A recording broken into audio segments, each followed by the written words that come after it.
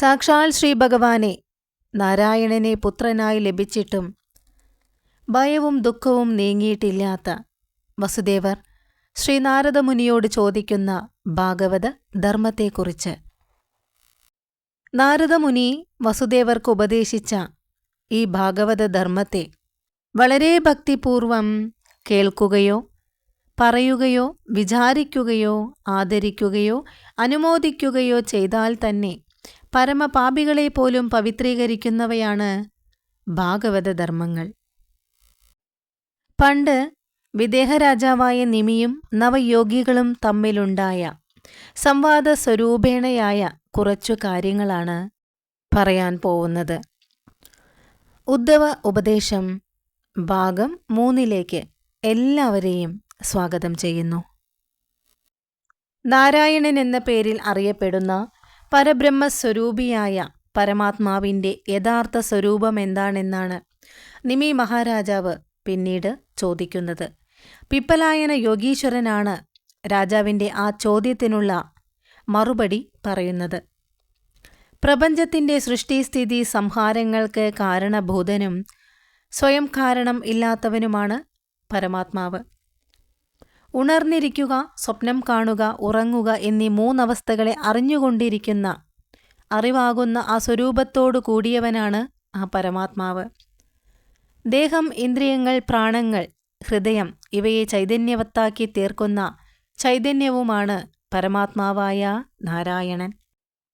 തീപ്പൊരികൾക്ക് അഗ്നികുണ്ഡത്തെ പ്രകാശിപ്പിക്കുവാൻ കഴിയാത്തതുപോലെ ജ്ഞാനസ്വരൂപനായ ആത്മാവിനെ ആശ്രയിച്ച് പ്രവർത്തിക്കുന്ന വാക്കിനോ മനസ്സിനോ ഇന്ദ്രിയങ്ങൾക്കോ പ്രാണങ്ങൾക്കോ ആത്മതത്വത്തെ അറിയാൻ കഴിയില്ല.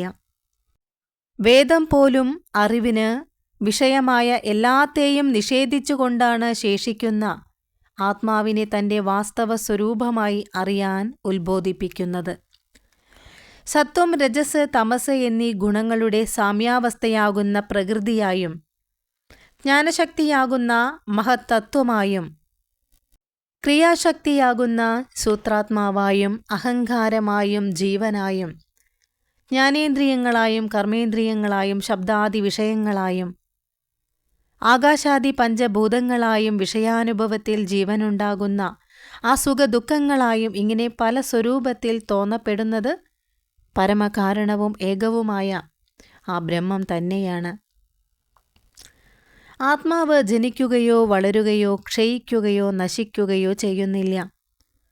ജനനം, വളർച്ച, ക്ഷയം, നാശം എന്നിവയെ അറിഞ്ഞുകൊണ്ട് ഇരിക്കുന്ന ആ ആത്മാവാണ്, ആ അറിവാണ് ആത്മാവ്. ഒരേ പ്രാണൻ തന്നെ ഓരോ ഇന്ദ്രിയങ്ങളിലൂടെ ഓരോ വിധത്തിൽ പ്രകടമായി തീരുന്നത് പോലെ ആത്മാവും ഉപാധികളിൽ കൂടെ വിവിധ രൂപങ്ങളിൽ തോന്നപ്പെടുകയാണ്.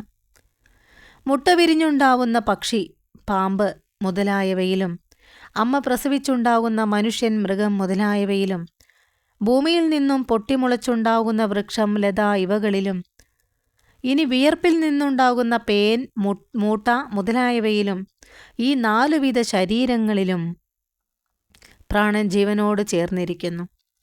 ഇന്ദ്രിയങ്ങളും മനസ്സും അഹങ്കാരവും ലയിക്കുന്ന ആ സുഷ്പുതിയിൽ ഒന്നും അറിഞ്ഞില്ല, സുഖമായി ഉറങ്ങിയെന്ന ആ അനുഭവം, ഉറക്കത്തിലും ലയിക്കാതെ സാക്ഷീഭാവത്തിൽ നിൽക്കുന്ന ഏതൊന്നിൽ നിന്നുണ്ടാകുന്നുവോ വികാരരഹിതമായ ആ അറിവാണ് ആത്മാവ്. നമ്മുടെ കണ്ണിലെ തിമിര രോഗം ചികിത്സ കൊണ്ട് മാറ്റിയാൽ സൂര്യപ്രകാശത്തെ വളരെ വ്യക്തമായി കാണാൻ കഴിയുന്നത് പോലെ സത്വം, രജസ്, തമസ് എന്നീ ഗുണങ്ങളിൽ നിന്നുണ്ടായ കർമ്മവാസനകളെ ഭഗവാന്റെ ആ പാതാരവിന്ദങ്ങളിലുള്ള നിഷ്കളങ്ക ഭക്തി കൊണ്ട് കഴുകിക്കളയാൻ കഴിഞ്ഞാൽ ശുദ്ധമായി തീർന്ന ആ മനസ്സിൽ ആത്മസ്വരൂപം മറവില്ലാതെ പ്രകാശിക്കും. കർമ്മയോഗാനുഷ്ഠാനത്താൽ കർമ്മവാസനകൾ നശിച്ച് മനസ്സ് ശുദ്ധമായി തീരുമെന്നും നിർമ്മലമായി തീർന്ന മനസ്സുകൊണ്ട് പരമാത്മതത്വത്തെ പ്രാപിക്കുവാൻ കഴിയുമെന്നും കേട്ടിട്ടുണ്ട്. അപ്രകാരമുള്ള കർമ്മയോഗം എന്താണ്?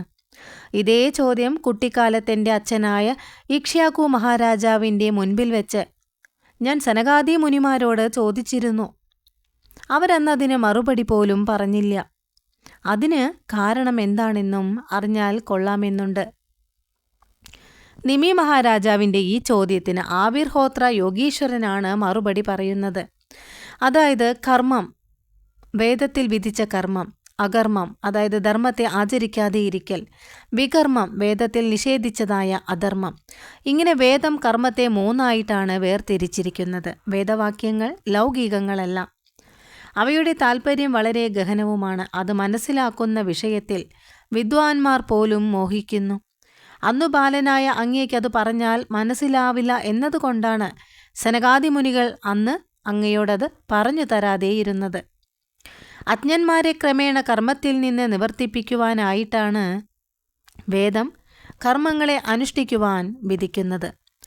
തൻ്റെ പരമാർത്ഥ സ്വരൂപമായ ആത്മതത്വത്തെ അറിയാത്തവനും ഇന്ദ്രിയങ്ങളെ ജയിക്കാത്തവനും അജ്ഞനുമായ ജീവൻ വേദത്തിൽ വിധിച്ച ധർമ്മത്തെ അനുഷ്ഠിക്കുന്നില്ല എങ്കിൽ അധർമ്മം ചെയ്ത് അധപതിക്കുവാൻ ഇടയായിത്തീരും. വേദത്തിൽ വിധിച്ച ധർമ്മങ്ങളെ നിസ്സംഗനായി ഫലകാംക്ഷയില്ലാതെ ഈശ്വരാർപ്പണ ബുദ്ധിയോടുകൂടി അനുഷ്ഠിക്കുവാൻ കഴിഞ്ഞാൽ ക്രമേണ കർമ്മവാസനകൾ നശിച്ച് നൈഷ്കർമ്മ്യസിദ്ധി കൈവരും. അജ്ഞന്മാരെ വൈദിക കർമ്മങ്ങളിലേക്ക് ആകർഷിക്കുവാനാണ് വേദത്തിൽ ഈ ഫലശ്രുതിയെ പറഞ്ഞിരിക്കുന്നത്. അതിനാൽ വേദത്തിൽ വിധിച്ച ധർമ്മങ്ങളെ നിഷ്കാമമായി ഈശ്വരാർപ്പണ ബുദ്ധിയോടുകൂടി അനുഷ്ഠിക്കലാണ് കർമ്മയോഗം. ശരീരമാണ് താനെന്ന തോന്നലിന് കാരണമായ അഹങ്കാരമാകുന്ന ആ ഹൃദയഗ്രന്ഥിയെ വേഗത്തിൽ മുറിച്ചു കളയുവാൻ ആഗ്രഹിക്കുന്നവർ തന്ത്രത്തിൽ പറഞ്ഞ പൂജാവിധിയിലൂടെ ഭഗവാനെ ആരാധിക്കണം. ഭഗവത് പൂജയാകുന്ന ആ ക്രിയായോഗം കർമ്മയോഗത്തേക്കാൾ സുഗമമാണ്. ഗുരുവിൻ്റെ അനുഗ്രഹത്തോടും ഉപദേശത്തോടും കൂടി ഭഗവാനെ ഇഷ്ടദേവതാ സ്വരൂപത്തിൽ ആരാധിക്കുക. സ്നാനാദികൾ കൊണ്ട് ശരീരത്തെ, പ്രാണായാമം കൊണ്ട് മനസ്സിനെയും ശുദ്ധമാക്കി തീർത്ത് അംഗന്യാസം കൊണ്ട് സ്വയം രക്ഷ ചെയ്തതിനു ശേഷം വേണം പൂജിക്കുവാൻ. ഹൃദയത്തിലോ വിഗ്രഹത്തിലോ പൂജിക്കാം. വിഗ്രഹത്തിലാണ് പൂജിക്കുന്നതെങ്കിൽ പൂജിക്കുന്ന ആ സ്ഥലം, സ്വന്തം ശരീരം, ഭഗവാന്റെ ബിംബം ഇവയെയും പീഠത്തെയും പുണ്യാഹ ജലം തളിച്ച് ശുദ്ധമാക്കണം. പാദ്യം, അർഘ്യം ഇവയ്ക്കുള്ള ആ ജലത്തെയും മറ്റ് പൂജ ഉപകരണങ്ങളെയും സമീപത്തൊരുക്കി വെച്ച് ഹൃദയാദിന്യാസങ്ങളെ ചെയ്തതിനു ശേഷം മൂലമന്ത്രം ജപിച്ച് ഭഗവാനെ പൂജിക്കണം. അവയവങ്ങൾ, ആയുധങ്ങൾ ഇവയോടും പാർഷദന്മാരോടും കൂടിയതായ ആ ഭഗവൽ സ്വരൂപത്തെ ആ ദേവന്റെ മന്ത്രം കൊണ്ടും പാദ്യം, അർഘ്യം, ആചമനീയം, അഭിഷേകം, വസ്ത്രാഭരണങ്ങൾ, ചന്ദനം, പുഷ്പം, നൈവേദ്യം മുതലായവ കൊണ്ടും പൂജിക്കുക. സ്തോത്രങ്ങളെ കൊണ്ട് സ്തുതിച്ച് നമസ്കരിക്കുക. ഇനി പൂജിക്കുമ്പോൾ പൂജകനായ തന്നെ ഭഗവന്മയനായിട്ടു തന്നെ കാണണം. ഭഗവാന് സമർപ്പിച്ച പുഷ്പം, മാല എന്നിവയെ അവിടുത്തെ പ്രസാദമായിട്ട് ശിരസിൽ ധരിക്കുക. അനന്തരം ഉദ്വാസനം ചെയ്ത് പൂജ സമാപിക്കുക. ഇപ്രകാരം അഗ്നി, സൂര്യൻ, ജലം എന്നിവയിലും അതിഥിയിലും സ്വന്തം ഹൃദയത്തിലും ആത്മസ്വരൂപനായ ഭഗവാനെ പൂജിക്കുന്ന ഭക്തൻ വളരെ വേഗത്തിൽ സംസാരവാസനകൾ നശിച്ച് മുക്തനായി തീരും. ഭഗവാന്റെ അവതാരങ്ങളും ലീലകളും ഏതെല്ലാമാണെന്ന് പറഞ്ഞു തരുവാൻ കാരുണ്യമുണ്ടാവണേ എന്നാണ് നിമി മഹാരാജാവിൻ്റെ അടുത്ത അപേക്ഷ. ആ അപേക്ഷയ്ക്ക് ദ്രുമിള യോഗീശ്വരനാണ് രാജാവിനോട് മറുപടി പറയുന്നത്. ഭഗവാൻ അനന്തനാണ്. അവിടുത്തെ അവതാരങ്ങളും ഗുണങ്ങളും ലീലകളും അതേപോലെ അനന്തങ്ങളുമാണ്. മുഴുവൻ വർണ്ണിക്കുവാൻ ആർക്കും തന്നെ കഴിയില്ല. അതിനാൽ ചുരുക്കി പറഞ്ഞു തരാം എന്ന് പറഞ്ഞ് ദ്രുമിള യോഗീശ്വരൻ രാജാവിന് മറുപടി പറയുന്നു. പഞ്ചഭൂതങ്ങളെ കൊണ്ട് നാനാവിധ ശരീരങ്ങളെ സൃഷ്ടിച്ച് അവയിൽ ആത്മസ്വരൂപേണ പ്രവേശിക്കുമ്പോഴാണ് പരമാത്മാവായ സാക്ഷാൽ ശ്രീ ഭഗവാൻ വിരാട് പുരുഷൻ എന്ന പേരിൽ അറിയപ്പെടുന്നത്. വിരാട് പുരുഷനിലാണ് 3 ലോകങ്ങളും നിൽക്കുന്നത്. ജീവജാലങ്ങളുടെ ജ്ഞാനേന്ദ്രിയങ്ങളും കർമ്മേന്ദ്രിയങ്ങളും ഉണ്ടാവുന്നത് ആ മഹാപുരുഷൻ്റെ ഇന്ദ്രിയങ്ങളിൽ നിന്നാണ്. ജീവികൾക്ക് ശരീരബലവും മനഃശക്തിയും ഇന്ദ്രിയശക്തിയും കിട്ടുന്നത് ആ വിരാട് പുരുഷനിൽ നിന്നാണ്. രജോ ഗുണത്തിലൂടെ ബ്രഹ്മാവായി തീർന്ന് സൃഷ്ടിക്കുന്നതും സത്വഗുണത്തിലൂടെ വിഷ്ണു ഭഗവാനായി തീർന്ന് രക്ഷിക്കുന്നതും തമോ ഗുണത്തിലൂടെ രുദ്രദേവനായി തീർന്ന് സംഹരിക്കുന്നതും എല്ലാം ആ വിരാട് പുരുഷനായ സാക്ഷാൽ ശ്രീഹരി തന്നെയാണ്. ഇനി ആ ആദിനാരായണൻ എന്നു പറയുന്നതും വിരാട് പുരുഷനെ തന്നെയാണ്. ആ ഭഗവാനാണ് പലവിധ അവതാരങ്ങളും സ്വീകരിക്കുന്നത്. ധർമ്മപ്രജാപതിയുടെയും ദക്ഷപുത്രിയായ മൂർത്തിയുടെയും പുത്രന്മാരായി നരനാരായണ സ്വരൂപേണ അവതരിച്ച ഭഗവാൻ മോക്ഷത്തിനു തടസ്സമായ ആ കർമ്മവാസനകളെ സമർപ്പിക്കുന്ന ആ നിഷ്കാമ കർമ്മത്തെ നാരദമുനിക്ക് ഉപദേശിക്കുകയും സ്വയം ആചരിക്കുകയും ചെയ്തു. ഇന്ദ്രപദവി അപഹരിക്കാനായിരിക്കും നാരായണ മുനിയുടെ തപസ്സെന്ന് തെറ്റിദ്ധരിച്ച ഇന്ദ്രൻ തപസ്സു മുടക്കുവാനായി കാമദേവൻ, അപ്സര സ്ത്രീകൾ, വസന്തം, മലയമാരുതൻ ഇവരെയെല്ലാം പറഞ്ഞയച്ചു. ഇന്ദ്രാനുചരന്മാരായ അവർ അവരുടെ കഴിവിൻ്റെ പരമാവധി പരിശ്രമിച്ചിട്ടും ഭഗവാനെ ആ തപസ്സിൽ നിന്നും അല്പം പോലും ഭ്രംശിപ്പിക്കുവാൻ കഴിഞ്ഞില്ല. തങ്ങളുടെ ആ പ്രയോഗം ഫലിക്കുന്നില്ല എന്ന് കണ്ടപ്പോൾ അവർ ഭയപ്പെടാൻ തുടങ്ങി.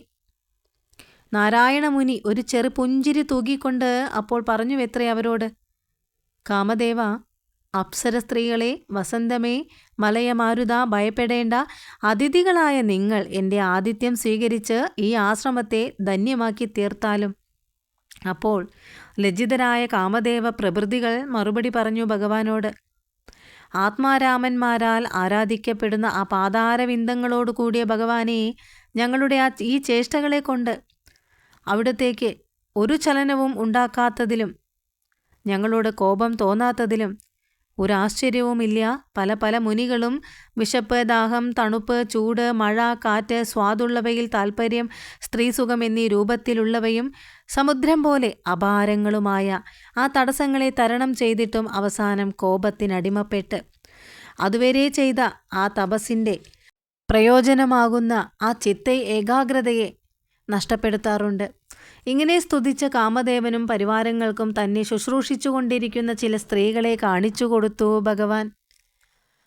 സാക്ഷാൽ ലക്ഷ്മീദേവിയെപ്പോലെ സുന്ദരികളായ ഈ സ്ത്രീകളുടെ മധ്യത്തിൽ നിർവികാര സ്വരൂപിയായിരുന്ന് തപസ് ചെയ്യുന്ന ഇദ്ദേഹത്തെയാണല്ലോ നമ്മുടെ തുച്ഛമായ സൗന്ദര്യം കൊണ്ട് മയക്കാൻ ശ്രമിച്ചത് എന്ന് വിചാരിച്ച് അവിടെ വന്ന ആ അപ്സര സ്ത്രീകൾ, ഇന്ദ്രൻ പറഞ്ഞയച്ച ആ അപ്സര സ്ത്രീകൾ ലജ്ജിതകളായിത്തീർന്നു.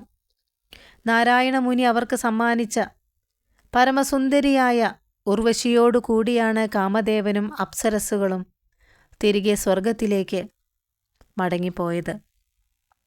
നാരായണമുനിയുടെ തപസ്സിൻ്റെ ആ പ്രഭാവത്തെപ്പറ്റി കേട്ട ഇന്ദ്രൻ ആശ്ചര്യപ്പെടുകയും ഭയപ്പെടുകയും ചെയ്തു. ഹംസസ്വരൂപേണ അവതരിച്ച ഭഗവാൻ സനകാദി ഋഷികൾക്ക് യോഗം ഉപദേശിച്ചു. ദത്താത്രേയനായും സനൽകുമാരനായും ഞങ്ങളുടെ പിതാവായ ഋഷഭദേവനായും അവിടുന്ന് അവതാരങ്ങൾ സ്വീകരിച്ചിട്ടുണ്ട്.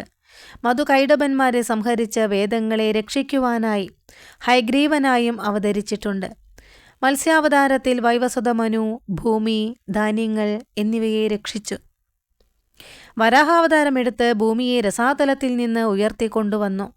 അപ്പോൾ യുദ്ധത്തിനു വന്ന ഹിരണ്യാക്ഷനെ നിഗ്രഹിച്ചു. പാലാഴി മദന സമയത്ത് താണുപോയ മന്ദരപർവ്വതത്തെ കൂർമ്മസ്വരൂപിയായി തൻ്റെ പുറത്തെ താങ്ങി ഉയർത്തിക്കൊണ്ടുവന്നു. മുതലയുടെ പിടിയിൽപ്പെട്ട ആർത്തനായി ശരണം പ്രാപിച്ച ഗജേന്ദ്രനെ രക്ഷിക്കുവാനും ഭഗവാൻ അവതരിച്ചു. കശ്യപ പ്രജാപതിയുടെ യാഗത്തിന് ചമത കൊണ്ടുവന്നിരുന്ന ബാലാഗില്യ ഋഷിമാർ ഒരു കുഴിയിലെ വെള്ളത്തിൽ വീണ് വിഷമിച്ച് സ്തുതിച്ചപ്പോൾ അവരെ രക്ഷിക്കുവാൻ ഭഗവാൻ അവതരിച്ചു. വൃത്രാസുരവധത്തിനാൽ ബ്രഹ്മഹത്യ ബാധിച്ച ഇന്ദ്രനെ രക്ഷിക്കുവാനും അസുരന്മാർ തടവിലാക്കിയ ദേവസ്ത്രീകളെ മോചിപ്പിക്കുവാനും ഭഗവാൻ അവതരിച്ചിട്ടുണ്ട്.